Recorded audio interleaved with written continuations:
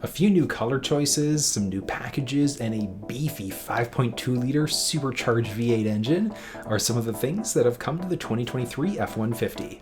And in this video, I'm going to break it down and tell you everything you need to know about the 2023 model. Let's go for it. So there are a few differences, like small differences from Canada versus the States. One interesting one is that in the US order guide, it is showing that you have some national discounts that are available. And that's kind of exciting for a few reasons.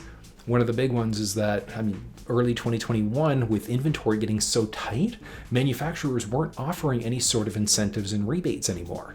And that's something that, F-150s are known for, like getting $5,000, $10,000 plus off of a new truck was the normal place before the pandemic hit and the semiconductor shortage.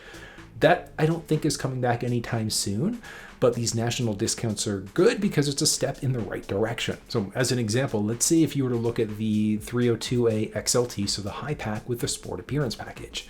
If you also throw in the Ford Copilot Assist 2.0 package, you're going to get up to $2,250 off. So there are two colors that are getting the axe this year. You've got the Smoky Quartz as well as the Space White Metallic. The quartz I'm not a big fan of regardless, so that one here nor there, but the white, the Space White Metallic, looked fairly sharp. There are four color choices, that are going to be available for the 2023 models. And some of them you can get a little bit of a glimpse of if you were to look at the Ranger or the Bronco Sport, etc., with two other ones being brand new. So the two that are going to be added on are Area 51 and the Hot Pepper Red. So taking a look at the Bronco Sport here, you can see that the colors do look fairly sharp. Like that Hot Pepper Red looks pretty dang nice. It's kind of got like a rapid red type of vibe to it. So that's the color that you should really visualize if you're going for it.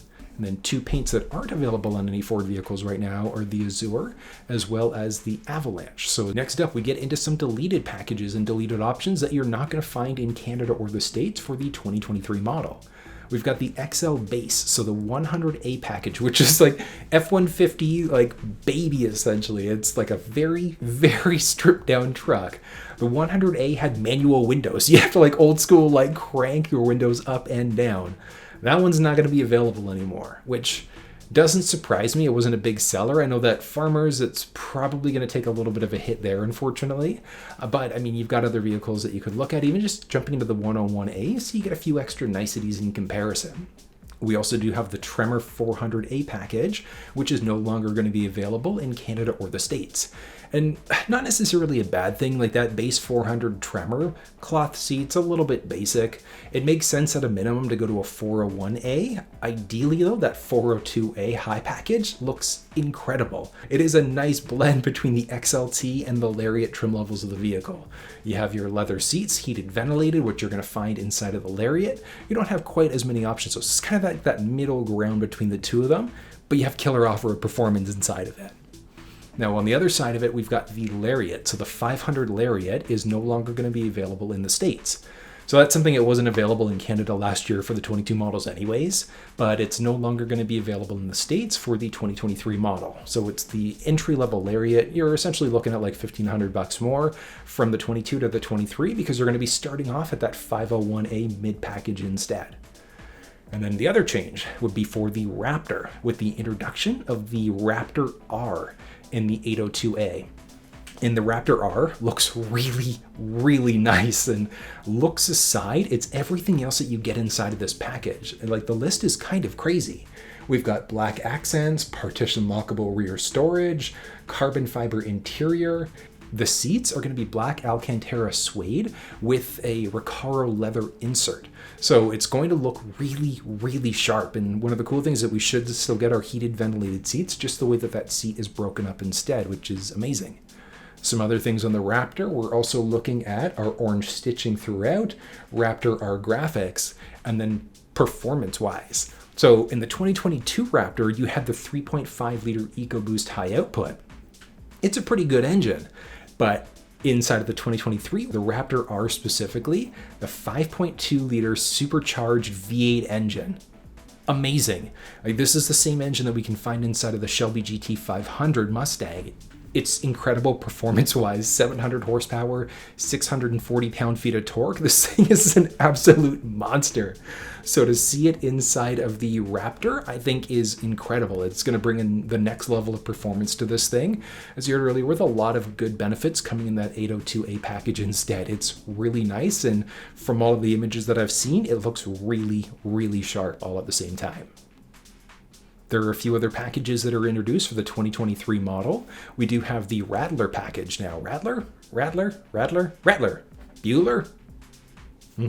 So the Rattler package, it's strictly going to be available on the XL trim level of the vehicle. So the entry-level trim requires a few things like 4x4 as a must, and it gives you some pretty cool options. Like you've got your 18-inch black wheels. It does require the 5.5-foot box, as well as the Class 4 hitch or the tow package.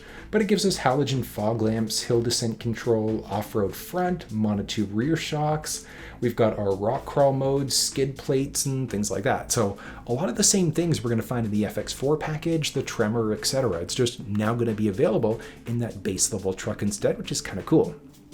Over and above that, in the XLT, we have the new Heritage package.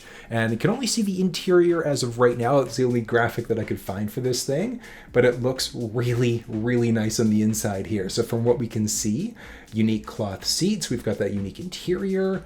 On the outside, we're supposed to have just a single chrome tip exhaust, like single exhaust with single tip. So kind of like that old school nostalgic type of F150.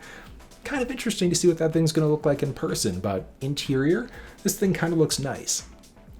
Now, the other thing that I'm not really sure of what to expect would be for Android Auto operating system.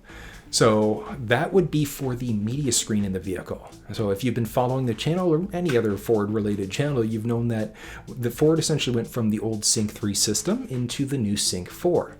And the Sync 4 is incredible. It offers a much better user interface, better voice assistant, wireless Android Auto, Apple CarPlay, and a lot of other great features. It was introduced in the Mach-E. We have it in the F150. The 2023 Ranger is going to be getting that upgrade. Just looking at videos that are coming out of Australia, looks really, really sharp. Like I love what Ford's done with it. And then back in February or March, I believe it was February 2021, Ford announced that they were partnering up with Google.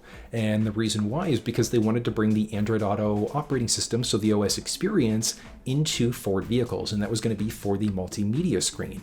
So as of right now, Ford is utilizing BlackBerry QNX software. They were using Microsoft like back in their old Sync, so they're at least upgrading a little bit, but the Android operating system should be kind of neat. Now, one thing for Apple fans, I myself have an Apple iPhone, that's my daily use device, you still will be able to use Apple CarPlay inside of it.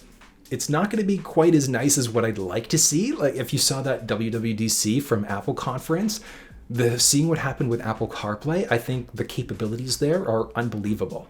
Like having Apple CarPlay being able to take over your whole flow station for the media screen, the cluster, and that Lucid Air 2, I think looks unbelievable. Like Apple, like kudos, that looks really sharp. So I'm not sure what it's going to look like on the Android Auto side of things. It's strictly going to be for the media screen. But one thing I'd love to see is that there's some sort of integration there where you could use either the Android system or have CarPlay fully overlay in the media screen inside of the cluster, and just really great experience overall. But that was a look at what to expect inside of the 2023 F150. Now, I do have a video where I go over what's going on with the 2022 F150, like building, configuring, things like that. Check in the description below for that one, because it's still fairly useful. I've got payload and max towing numbers and things like that that you can look at to compare to make sure you're in the right F150. On top of that, I was just in the F150 Lightning a couple weeks ago, and it was like mind-blowingly amazing. I couldn't test drive it, unfortunately, because it was a sold unit, but the truck is fantastic. I've got a review for that one. You can find the review for that and a series of other Ford Lincoln vehicles, either in the description of this video for F150s, or just check out the channel instead, Cars with Steve. Subscribe to the channel if you haven't already, and if you have any comments, questions, whatever the case may be, drop down below and let me know. And if you enjoyed this one, thumbs up, share it with your social networks, and until I see you next time, take care. So not going to be available in 23. Smoke quartz here nor there. Wasn't a big fan of that color, but the white, there are two colors that are going to be scrapped for the 23 model year. You've got your smoked quartz, and then there's also the iced white space white. So there are two colors that are getting the axe this year. You've got the... But back in 2021, I think it was like February, March, Chris Farley, no, sorry,